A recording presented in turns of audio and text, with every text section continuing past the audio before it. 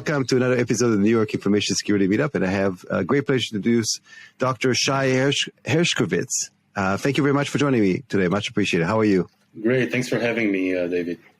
So it's always a pleasure to bring somebody who made the effort and a pursuit to invest the time and effort and dedication to pursue an advanced degree. And I've had a few on the show, and it's always amazing me. People are, everyone wants to do one, but there's I think 1% of the U.S. population has an advanced degree such as this.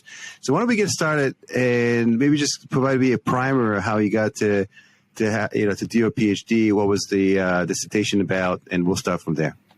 That's a great question, David. So I have an unusual career path, if you will. Like most Israelis, I was drafted to the military when I was 18. That was, a very long time ago. I'm not going to disclose my age at this point. And that was the point in time where my romance, so to speak, with intelligence pretty much started. I speak multiple languages. When I was a teenager, I had and still have a great affinity to geopolitics. So it was pretty natural for me to join the intelligence corps of the IDF. I went through a bunch of training courses and whatnot, and I ended up spending almost 15 years working for the government in various capacities. Some of them were more operational, and some of them were less so, kind of a back office. So I would say that about half of the time, half of that 15 years I spent as an analyst. At some point, for me at least, it was pretty, I knew from pretty much the age of 16 that I'm going to end up getting a PhD in poli-science. That was a passion and still is a passion of mine. So at some point, yeah. Did you just hear 16? 16. Most people at least from my perception, they're most 16 years old that I know of, they're all interested in how they make sure that they have the Xbox Live subscription up and running, as opposed to, so what, you kind of glance over it as if it was nothing, but so tell me about that. So, it's, first, when I was 16, we didn't have Xbox. We did have Atari, if you remember that. I was a geek. And I am a geek. So, and my passion was pretty much reading and writing from the age I actually learned how to read and write. So, I was so involved in politics and geopolitics and reading and activities in school and so forth. So it was kind of a natural development for me. So going back to the military, in the IC, the intelligence community, I'm gonna use a bunch of acronyms from time to time. So after my time with the IC, during which I got my bachelor's and master's, at some point I kind of realized this is a time for me to get my PhD. So I did a PhD in poli-science back in Israel. The topic of the dissertation was, it's going to surprise you. It has nothing to do with intelligence nor with technology. It was about Marxian theory, so kind of political philosophy, if you will, adopting kind of traditional Marxian concepts with kind of updating them, adding system theory to the mix, and a bunch of more contemporary theories that would allow us to better analyze capitalism as a social system. That's the gist of it. And you had to, and one thing I mentioned for those who are not aware, in order for you to receive your advanced degree, you have to have a significant contribution to the space. Correct. So it's not enough for you to finish a couple courses. You have to go through it, and then you have to stand in front of a committee of fellow PhDs, and then they grill you. They're trying to break your dissertation apart of what you've proven. And so for people not aware, the whole process is I would say it's it's tedious. It's frustrating sometimes. but it's also the ability to maintain course for a long period of time without giving up. So it's definitely a tenacity kind of, method to test yourself. Yeah. So it's not for everyone. A lot of people start a PhD, but not that very many people actually complete it. Yeah, I was able to actually complete it in a relatively short time. If there's one skill, one superpower that I acquired during my time at the IC was the ability to quickly digest, scores of information in various types, scientific and otherwise, and then put it in writing. So to shorten the path from reading something when it goes through your brain all the way down to your hands. So let's double click on the military service, because again, you kind of glance over and you said, okay, condense the whole 15 years in 30 seconds. But first and foremost, there's a selection process, and not everyone gets selected to your particular role. And then the training, the type of hands-on experience that you received throughout those years, there's not a lot of things that are equal in the civilian life, in the private sector.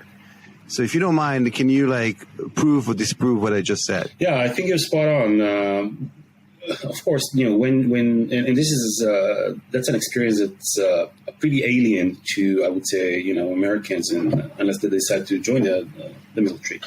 But so, Shay, we were chatting in regards specifically about your background, your training in the defense forces. You said that you came in, you went through I'm assuming a rigorous selection process, and then they train you to become an analyst. And my question was specifically whether there's something similar, like in terms of experiences, that someone will go into the private sector and go through, or is it completely different?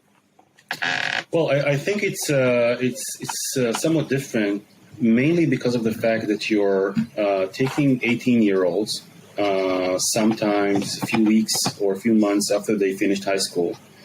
You put them through this process of course, basic training, which sometimes could look like a Full Metal Jacket scene. And then you take them and you train them on the various aspects of intelligence. And that's an amazing but highly demanding task for young people. You need to basically absorb large quantities of new information. You deal with top secret stuff. Not all the time, but from time to time, you deal with sensitive information. And you are exposed to novel technologies, and within a relatively short period of time, you are expected to start delivering. So imagine, a 19-year-old. They are responsible for the lives, if it's an operational role, for the lives of people who are just 1 year younger than they are. But also the topic itself, highly complex. You get to deal with the utmost novel, innovative technologies that are out there, and you get the responsibility basically to do what's all the tasks that you're given. So I don't know that there is something similar in the private sector. Yeah. And then, so for those people that are not familiar with the kind of the intelligence process and what does it mean, what's the day-to-day look like for an analyst? I'm assuming that you've been given a task to review massive amount of information and then figure things out, just in terms of be able to distill the information, gather, figure out whether the information is correct and how it's in context to what you're looking for. And all of that is typically it's been done under a pressure of time, because any information that you can gather, if it's not really actionable, sometimes even hours afterwards, right? So walk me through kind of that process of what the job looks like, and then maybe potentially as a next question, what are the qualities or attributes of somebody who can excel in that position? Yeah, so that's a great question. A day in the life basically looks like, come to the office, you turn on your terminal, you read, you go through a lot of information, pretty much what happened everything that happened since the last time you actually went over all the material. And then you need to start working on pretty much reporting on what you read. Sometimes you write short reports, can be as short as a paragraph. Sometimes these are more strategic, deeper pieces of analysis. Usually you work in a group, so you don't do everything, autonomously in that sense. And there's a pretty rigorous process of approving the stuff that you produce, all the content that you produce. So it's not that, I think of something, I write it down, and it goes directly to the Prime Minister or the Joint Chief of Staff or anything like that. It goes through a certain cycle. Now, I want to tell you something, David. So I was drafted when the year of 1994. Here's an interesting factoid. So there was a study done about 15 years ago that compared the task of a Paul Mill analyst, so basically an analyst that works in the political and military setting. How much do they need to read? So in 1996, and I'm talking about a U.S. Intelligence analyst. So in 1996, an analyst that covers second-tier countries, so not the top, most urgent stuff like terror and stuff like that, all right? So second-tier, third-tier, they would need to read about 20,000 words a day. Fast forward 10 years, around the year of 26, 27, around the time that the study was done, they needed to read 200,000 words. So 10x, compared to 10 years before that. Now, if you do only that all day long, there's no way on earth that you will be able to cover everything. See, and of course, there are a bunch of other things that you do. For example, you write, and you write a lot. So another study that was done by the intelligence community, the American intelligence community, found out that the community produces about 50,000 papers a year. That's insane. Who reads all of that? Even though there's so many agencies and so many consumers and all of that, 50,000, it's amazing. Now, add to that the fact that you're pretty much bombarded with social media and traditional media. So I would say this is the main challenge that separates the old world of intelligence and analysis in general, analysis, research, and so forth, with a new world where the data is abundant and the challenges actually change. It's not just about I need to read as much as I can. It's more about sense making. I don't need humans to do the hard labor, tedious task of collecting information, sifting through that, storing all the information, and so on and so forth. You can use machines nowadays to do that for you. You can use AI and all of that. So that basically brings one to the question. All right. So what's the role of the humans in this establishment, the intelligence establishment or national security establishment? Well, I would argue, and that's one of the main arguments in my book, my new book that deals with emerging technologies and intelligence communities. I argue that the role of humans is mainly to be sense makers.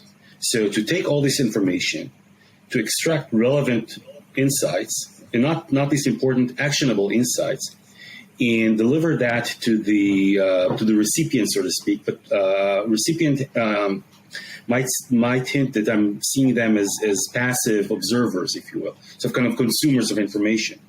One of the characteristics of this day and age is that they also, the decision makers, take for example, former U.S. president who completely trashed the IC.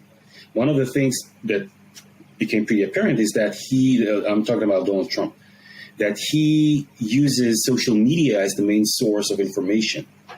Now, you might see that you might say that it's ridiculous, but I think that with all the problems associated with Mr. Trump, one thing that I think he made very clear, and that's the fact that the intelligence organizations need to reinvent themselves in order to keep or to maintain their relevancy. And they can no longer work in these old kind of structures and more processes and so forth. So one person comes into the office, they read, they write, and that's it. So it's kind of an assembly line logic, which is no longer applicable. And going back to your question, David, about, what does it mean to be a good analyst? I can tell you what it meant 20, 30 years ago. You needed to be an intellectual, super curious individual with the basic smarts. That is no longer, in my opinion, relevant.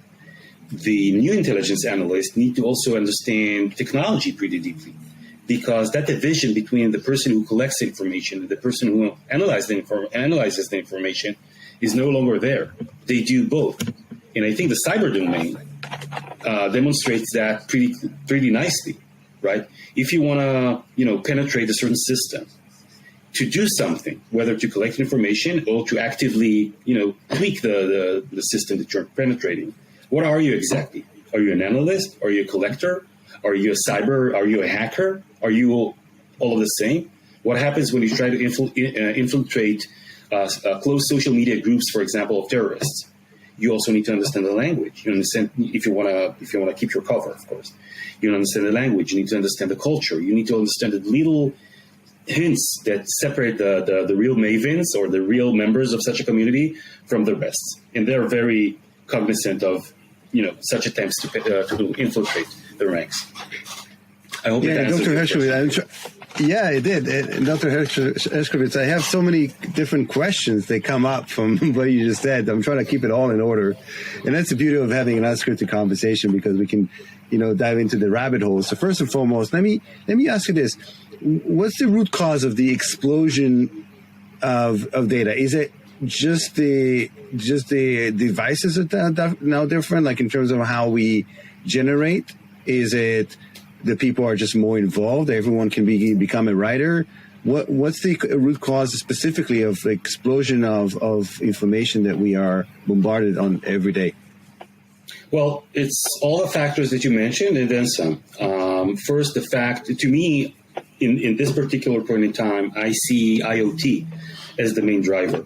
There are reports, Cisco and others, that predicted by the year of 2025, you're going to have about 100 billion connected devices. I think that's an underestimation of the real revolution. Now, every such device streams tons of information constantly. What do you do with that? Where do you store all of that? How do you get access, and so on and so forth? Or even before you start analyzing the information, right? Trying to look for patterns and so forth. So that's one thing. And then the popularity of social media. I think pretty much everyone they have their own voices. They can express their opinions and so forth. It's very hard, very difficult to kind of separate, to cherry pick only the relevant pieces of information.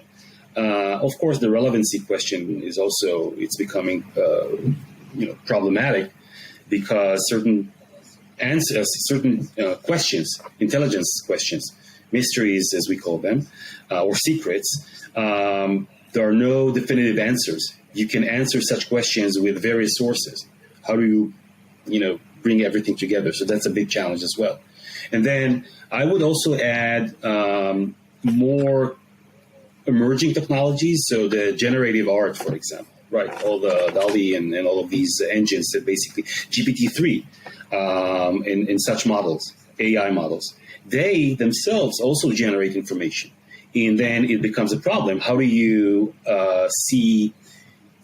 separate the real information from the mis and disinformation?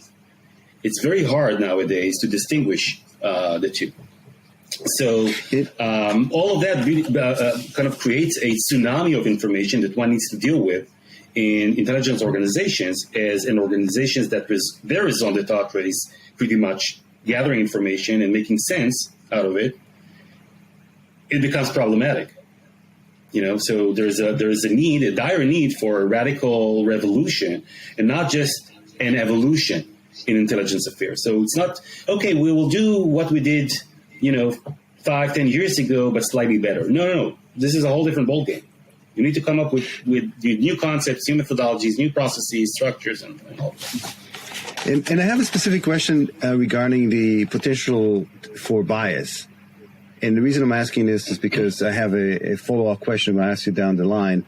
But in terms of analysts, right, specifically, how do you make sure that, because as you mentioned, you have to be an intellect, somebody who knows how to interpret.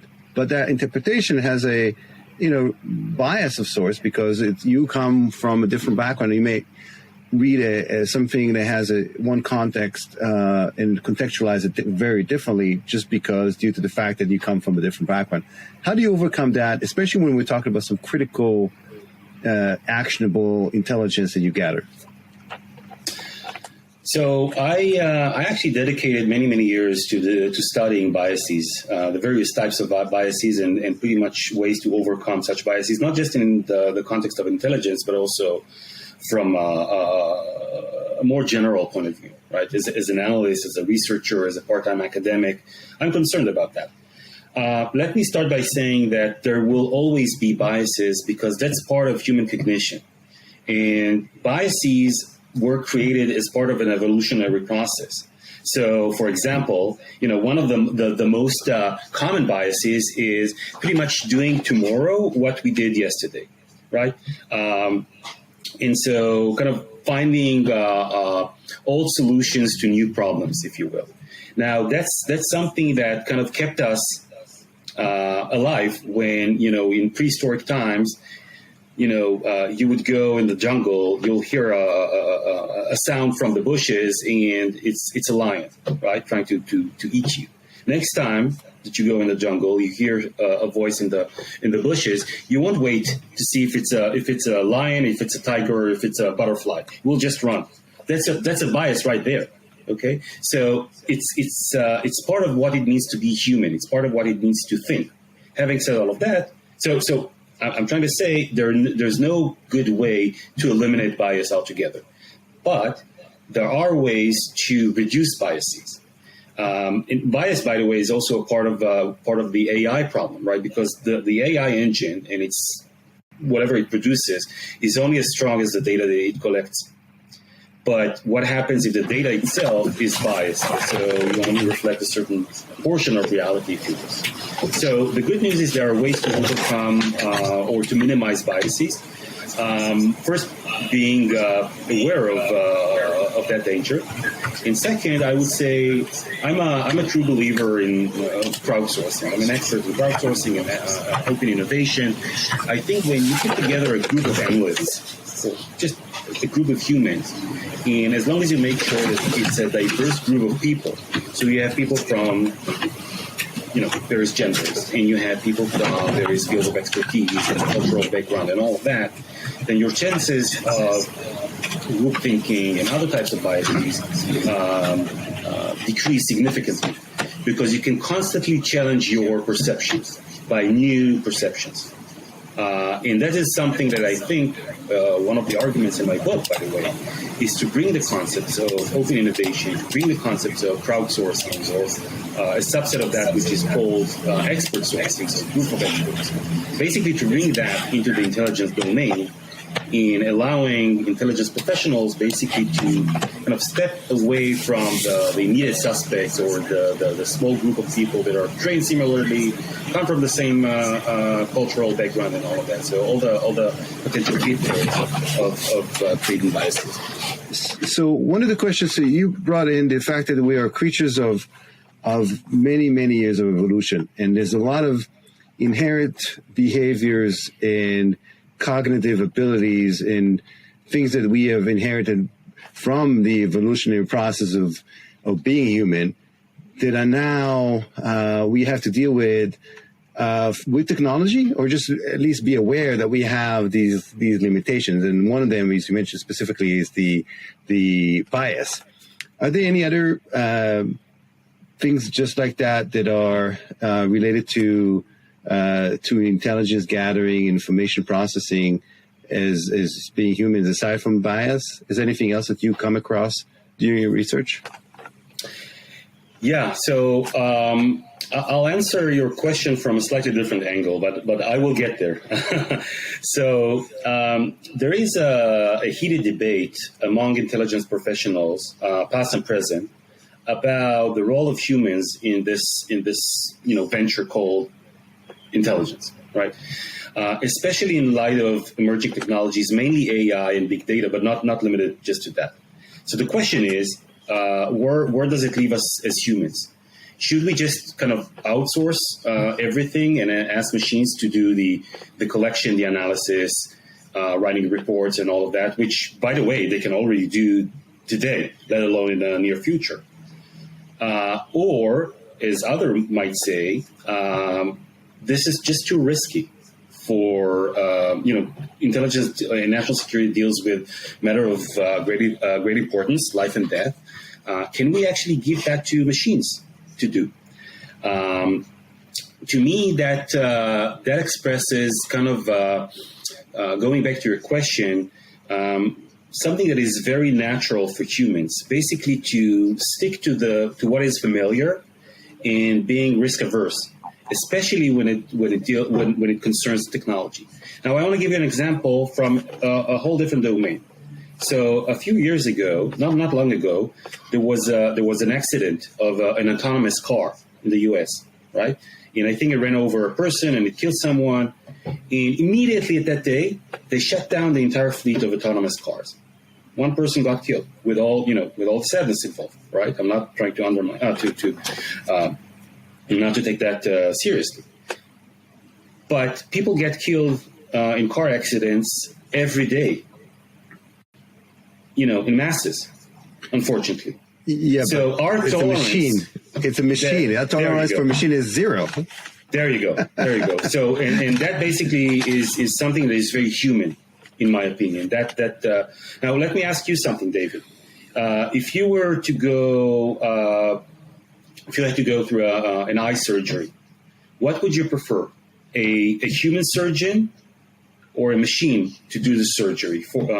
Of course, with human supervision, humans will be kept in the loop. What would you prefer, David? Well, a knee-jerk reaction would be to have the surgeon, but I suspect that if machine can do it much more accurately and better, and who knows if that surgeon didn't have, we're all human. Maybe they had a bachelor or bachelorette party the night before, and they only slept for 2 hours, and you were just happened to be the patient number one. And at least when a surgeon does that, you can blame them for for making a mistake. But how do you punish a robot for killing a person or for messing up with your eye surgery? Exactly. Yeah, exactly. And look, I would go with a machine again because they don't have a bad day, right? It's just they do what they are meant to do. At least for now, until we reach general artificial intelligence or artificial general intelligence. But in any case, going back to your question, David, I think this debate between the old guard, if you will, and the new guard, right, reflects something that is very centric to the profession of intelligence, and that is what's the role of humans in this amazing, And in order for us to get to the next level, next iteration of adoption of technology, we'll have to overcome all of that. We'll have to figure it out, right? Because we're not going to be able to trust and adopt, computer, digitalization of everything and make everything like being controlled by computers and AI and robots unless we can overcome, some of these biases, or at least have maybe we can even program some of these biases into the code, right? Unless the code takes over, Absolutely, and I'm not a kind of a doomsday person. I don't think a machine is going to take over anytime soon. Maybe they will in the distant future. But yeah, I think that's a big question. I think the key for such transformation is in terms of a human society, let alone when dealing with large governmental organizations who tend to be very traditional and risk averse.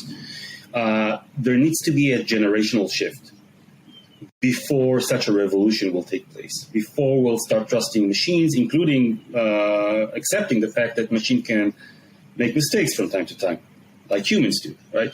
So with millennials and Gen Zs becoming more and more prominent as business leaders and leaders as a whole, as decision makers and so forth, I think we will start seeing a massive and rapid adoption of such technologies, even in the cases where it replaces traditional roles of humans.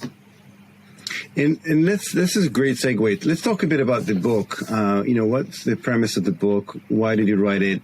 And by the way, congratulations too, as well. I always joke around. I said that people have a list, like a sticky note on the monitor, make sure pay the power bill, take the trash out, write a book, and get milk. So write a book, it's like one of those line items, as if it's nothing, as if it's going to take you just the next couple hours, but it's a tremendous endeavor. So walk me through kind of that process of writing one, what the topics are, and who's the book for, and so on. And let's jump right into it. Yeah, absolutely. So remember I mentioned that when I was 16, I knew that I'm going to get a PhD. So at around the same age, I knew that I'm going to write books. I didn't know I'm going to make a living. I'm not making a living out of it. It's not a very lucrative profession, but it's more for the soul rather than for anything else. And it's not my first book. This time around, I try to write something that is more accessible to the general public, with a specific eye on decision makers. So I try to kind of minimize the theory and the lit review and all the stuff that make academic research very boring, in my opinion. Being a part-time academic, I could say that. And I wanted to write something for decision makers that need to understand that it's high time for a radical transformation of the national security establishment and specifically intelligence communities. So that was the main motivation behind writing the book. Now, over the years, and I've been in the market research, management consulting industries for a very long time, pretty much from the day that I left the IC. So I wrote a double-digit number of future of studies. I wrote the future of banking, the future of whatever comes to mind. One of the things that I wanted to write about was the future of national security and the future of intelligence. That was kind of what, from an intellectual standpoint, what attracted me to investigate this topic. Interestingly enough, around the same time when I started writing about the book, or at least doing the research for the book, I worked for the X Prize Foundation. So for the listeners who are not familiar with that amazing nonprofit, the X Prize Foundation runs multi-year, multi-million dollars competition basically to incentivize people, ordinary, people like yourself and myself, so citizen scientists, if you will, to come up with technological solutions to humanity's biggest challenges. So we did a study on the future of housing, the future of forest, the future of this, the future of that. It was a very fun job, by the way, because you get to experiment with all kinds of futuristic stuff, technology and other ways. Now, quick question, Shay, is that when you say future, how far to the future? Is that like 2 years, 5 years, 10 years, 20 years? What are we talking about? Yeah, so that's a great question. I'm not a futurist, by the way, even though some of my best friends are. So I'm a practitioner. And I tend to look at the future somewhat near to midterm. So let's say up to 10, 15 years, probably even less, mainly because I think that the future, especially in the long-term projections, it's not more than an intellectual exercise. It's very hard to predict the future. Think, 20, 25 years ago, would you imagine that we will hold a supercomputer in our hands? And it's so hard. Yeah. I don't know, but if you've seen Back to the Future, they were pretty much spot on in terms of what they predicted to be. I think it was 2015. So they had a lot of. If you look, I've seen a comparison of what they're showing, and the movie was I can't remember what was filmed, but it was filmed like in the 80s. Yeah. And they were pretty much spot on. Even though, but you're right, it's so difficult to predict. That's why I asked, what's the prediction? And are you afraid that some of the prediction, since you have it in writing, that somebody comes back and say, well, you were completely wrong? Well, I hope. Yeah, I hope that they would do that. When people talk about predictions, some of them, not all of them, but their tendency is to say, here, I was right. I anticipated X, Y, and Z. Only seldom do they mention the stuff that they didn't they weren't able to predict, right? So that's one thing. I'm not trying to predict anything. The book is not about prediction. The book is, and you know what? The book is not even about the future. The book is about the present. So I'm trying to kind of present a comprehensive worldview of how reality is going to look like when emerging technologies will become common. Some of them are already coming. Some of them are more futuristic, like quantum computing and blockchain, and at least in terms of the ability of ordinary people to use that, let alone organizations. But in order to be prepared for the future, you need to act now. These are massive organizations. It's like giant ships. It takes a lot of time for them to change course. And you need to start doing that right away. Otherwise, you will become irrelevant. And to a certain extent, some of them are becoming irrelevant already today. So if there's one prediction, if you will, I would say that we know that the future is going to look radically different than today. We can see the main trends, the mega trends, if you will. I'm mostly interested in technology, but obviously there are other trends like generational shift that I mentioned earlier. So we know it's going to happen. We don't know exactly the tactical stories, if you will, how it's going to happen and when it's going to happen. We know it's going to happen, and we need to be prepared for that. So that's the main argument of the book. Another argument along these lines is the fact that we cannot look or even analyze the impact of these technologies in a siloed way, in the sense that, okay, let's just discuss AI in implications of advanced AI on intelligence work or any other type of activity. You need to see AI, advanced storage capabilities, big data, IoT, quantum computers, blockchain as from a holistic point of view, because everything will pretty much converge. It's already starting to converge. So, and one of the problems of at least the literature in the about national security, intelligence, and emerging technologies is that the literature tends to focus on one aspect, one type of technology, and then kind of deduct from that. And I'm trying to do something broader. But that's because it's much tougher. Of course. It's like this is why we can't predict the weather, because there's just so many variables. The system is so complex that even changing one of the variables will inherently make a significant change in the outcome. I think it's the same in terms of what you describe. Minute changes in certain technologies might have a butterfly effect, to call it that, over the overall impact of the kind of global interconnected systems, right?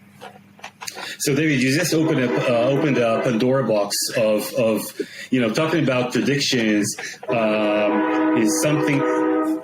יש רעש של רכבת. כן, זה אוקיי. חשבתי יש פה איזה... אני אעשה פה מיוט. אין בעיה. אז אני אתחיל מחדש. So, David, you just opened a Pandora box talking about predictions and the future and all of that. And you mentioned weather forecasting. So I didn't mention that, but climate is one of the topics that I'm probably in the last 10 years or so I became pretty interested in, trying to see how climate, plays a role in national security and so forth.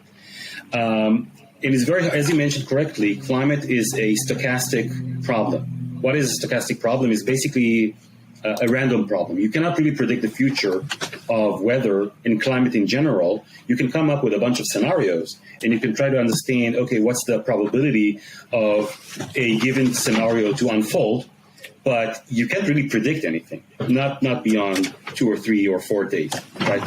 And I think that one of the things that intelligence organizations struggle with is the challenge of prediction. If you look at read the CIA website or the Israel intelligence website, and so pretty much any intelligence organization, you will see that their first task is basically to provide decision makers with early warning. Now, early warning is somewhat of an abstract concept, right? What does it mean?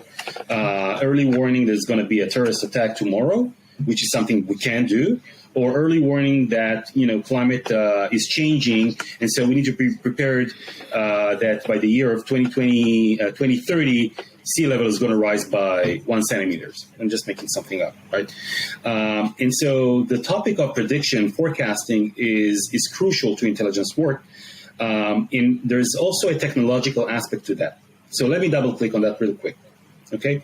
Are you familiar with the story of, I don't know if it's an urban legend or not, but a father that got in the mail brochures for baby stuff, commercials and advertisement for baby stuff, and he was like, "Why am I getting that?" Right? I have a 16-year-old.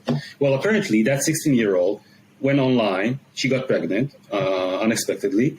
Went online, and she was targeted. And now her father started getting all kinds of stuff. This is how we found out. Now, whether it's an urban legend or not, we need to distinguish between prediction and forecasting. Prediction is much more tactical in nature. I can predict a consumer behavior based on big data. I can predict that a terrorist is trying to conduct a terrorist attack based on their stuff in the things that they posted on social media and other pieces of information. Forecasting, on the other hand, is much more abstract, is much more problematic. By definition, it needs to be less accurate. Now, who's the consumer of intelligence organizations' forecasting activities? Well, these are the decision makers. Decision makers are basically risk managers. They have a set of risks, and they need to understand or to determine, to decide, I want to focus on this risk and not on that risk.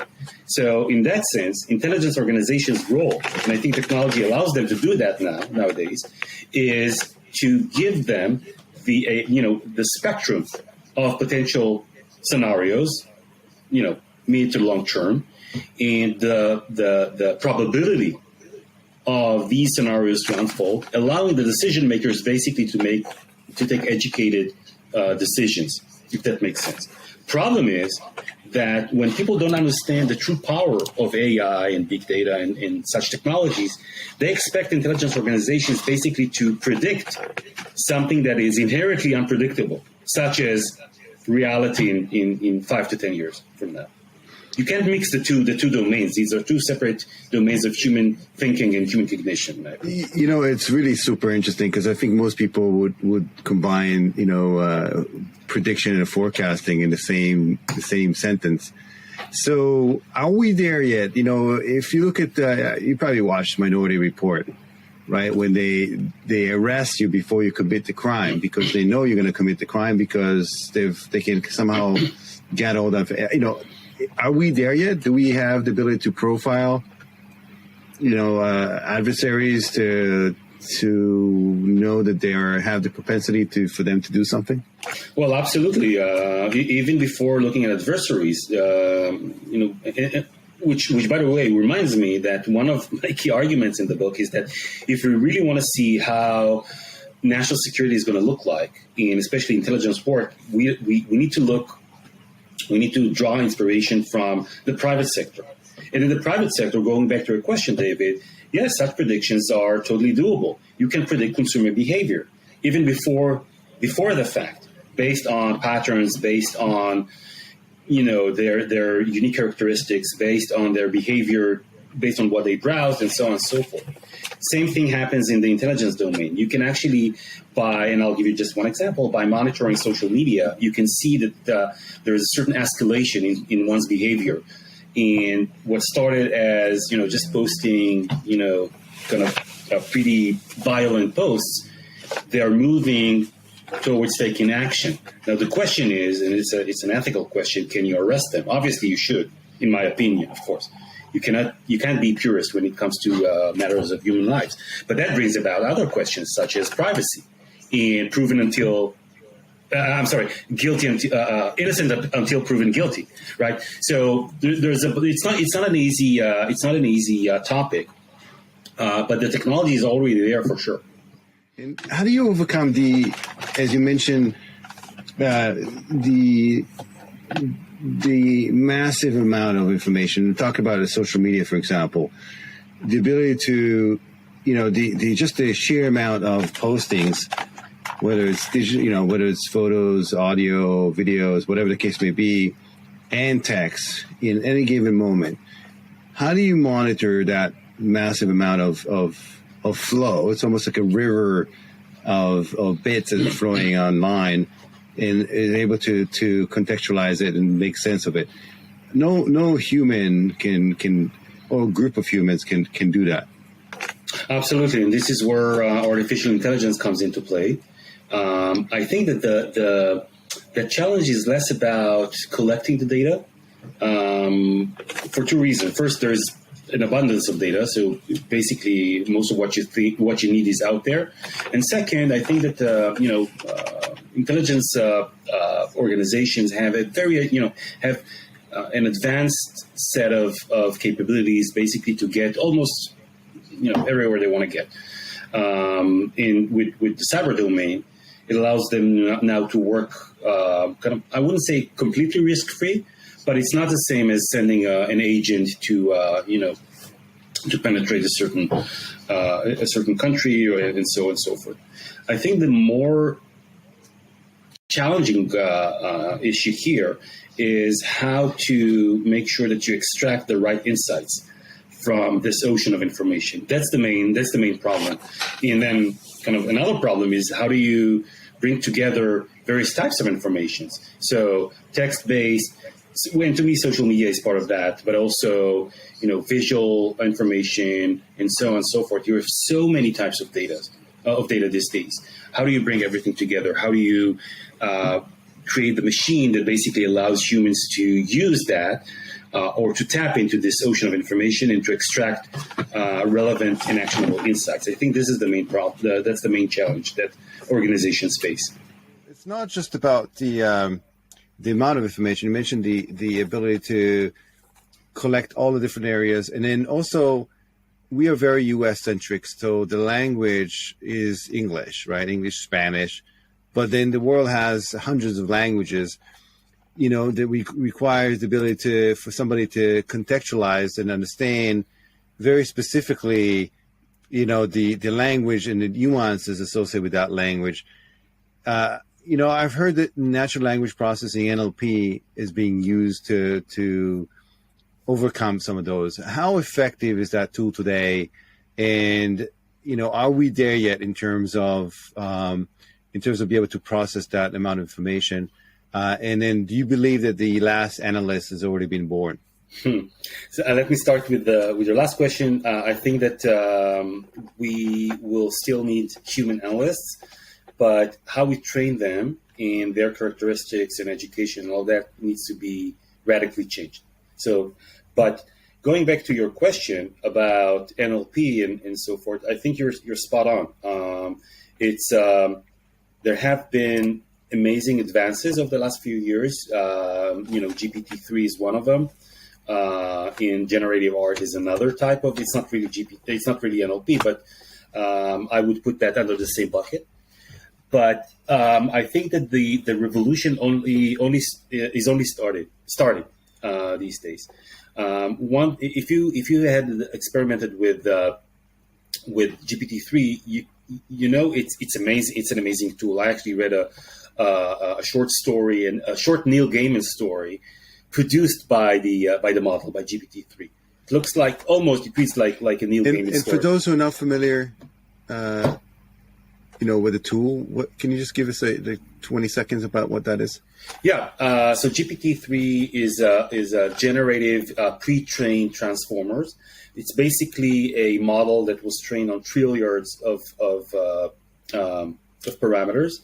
And what is amazing about it is that if you type in a question, and the questions need to be really well framed, but if you type in a question, it'll spit out an answer.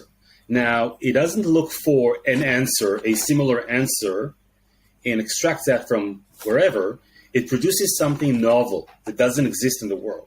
And this is exactly this is why I mentioned the Neil Gaiman story, because the model was trained on Neil Gaiman's writing. He's a sci-fi author, and it was able to produce something completely new that was not written by the human called Neil Gaiman. It was produced by the machine, but it was trained on Neil Gaiman speak, if you will. Now, other similar capabilities. There is a fascinating company, San Francisco-based, called Primer AI. One of the things that they can do, the products can do, is actually write reports. So the machine actually writes a report based on data that was fed into the machine. Now, where does it leave humans, and especially human analysts, still remains to be seen. In my opinion, there's a crucial role for humans, first to frame the questions in a way that the machine will be able to answer.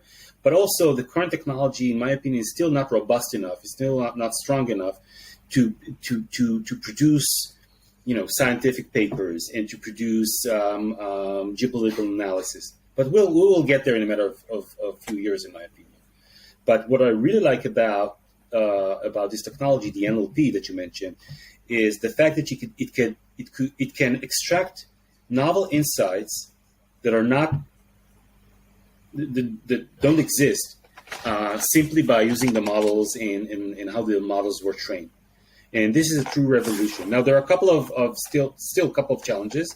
The cultural context that you mentioned, the fact that it's pretty strong on, when it comes to English and Chinese, less so with other languages. There are some advances, but you need to understand what's the problem here. So I speak 5 languages, right? So, there are certain structures to certain languages. So in Arabic, for example, you will start a sentence with a verb. So, go the child. So the child went, or, this is how, that's the structure of the language. It's nothing like English or even Hebrew, right? At least ancient Hebrew is more like Arabic. But if you're trying to train a machine, you need to have enough data to train the machine on a linguistic structure that is completely different than English. That's a big challenge. What are you going to do with less popular languages where you don't have enough data? And I think that there's almost you have enough data, but it still is a challenge when it comes to languages that are not commonly used. Yeah, and it's amazing. We're trying to solve some issues that technology has created by leveraging technology to help solve the same issues that technology has created. And just I'll mention that things are getting so much better just in terms of the AI models to deliver. Just recently, there was an article that was published that they did an art competition, and they did not, basically what the AI, graphical interface won. It created this art, and then the judges were not informed, and then they picked that one, and then I think there was a big, uproar saying it wasn't right. I don't know. You probably have your own opinion about this. But even though we're not there yet, AI has the great promise to do, good, but also there's some issues associated with using AI for, malicious, nefarious intent, right? Maybe you can just give us an idea of where are we, how long will it take before we get there. In AI, the definition of AI is really for something to be self-aware, right? And we're definitely not there yet. Or at least not that I know. Well, there was an interesting story about a former Google employee that started conversing with one of the AI models, and he asked the machine, "Are you conscious? What are you afraid of?" And the machine basically replied, "Well, I'm afraid that you will turn me off, literally, not figuratively, and that will mean death to me." So that person basically concluded that, in his opinion, machines do have a certain level of consciousness. Now, what is human consciousness? That's a big question, and there aren't any good answers, in my opinion. There are plenty of definitions, but if we'll be a bit less futuristic, I think that the GPT concept and the generative art models and all of that allow adversaries these days to disseminate disinformation and misinformation pretty easily. Now, the problem that ICs face is how to determine whether something is true or not. Now, true is always contextual, right? So how do you determine that? And there are a bunch of tools these days because the industry is trying to tackle that. The IC is trying to tackle that. I suggest our listeners to take a look at RAND's website. They have interesting studies about the technology around that. There was a study that was published just a few months ago on that topic. But I think that it's kind of a dialectic process. Adversaries will come up with something that would exploit these technologies, but I'm confident that the industry, academia, the IC, or the government, they will be able to find solutions for that. Even though the solutions are not there just yet.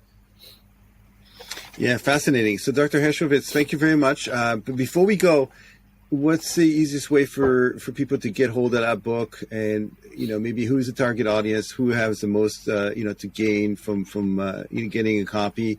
And then what's the best way for people to reach out to you to expand on this conversation, comment, just get more information and whatnot? Yeah, absolutely. I would love, to hear people's opinion if you agree or, more interestingly, disagree with my notions.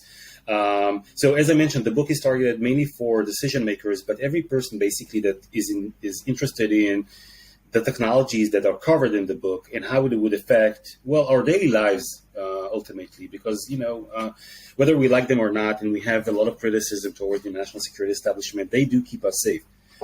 With a lot of problems involved in that, of course. But if you're interested in understanding kind of the broader landscape of national security and geopolitics and all of that, I think that's the right book for you. I encourage people basically, to reach out to me. I think the best way would be through my LinkedIn page. I'm working on a website that will go live probably in 2-3 weeks.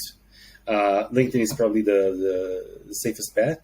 And the book itself is already in Amazon, Barnes and Noble, and all the large websites. Yeah, I try to get one, and it says it's going to be released on September 15th. Yep. I think. Yeah, yep. September 15th. So, yep.